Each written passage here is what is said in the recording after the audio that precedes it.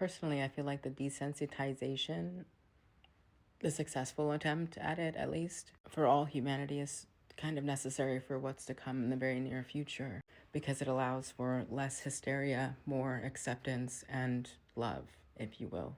Now, you may or may not agree with me when I say that, but I feel like the successful attempt at desensitizing most humans when it comes to things that normally, if we were not desensitized from it, would just completely shock us. But through all this conditioning by Hollywood and then some, it's kind of been a good thing to prevent the mass hysteria which would ensue have there not be that sort of desensitization taking place, because it allows for more like less freakouts and more like, oh, okay, that's kind of what is in Hollywood anyway, so I'm used to that.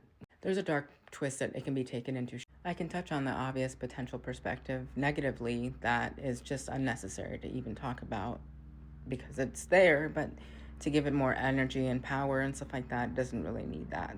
What you and I both know or can understand is the potentiality for the negative outcome of that sort of scenario can just be left under the rug or just left over there in that corner and not spoken about. But acknowledge that it exists, but that's it. You know what I mean? Because I choose rather to look at it in a more positive sort of potential outcome. Not being so dismissive of the ignorant, because you have to acknowledge it being there, but, just don't be that ignorant.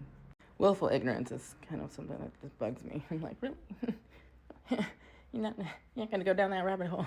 It's right there. I'll wake you up a little bit.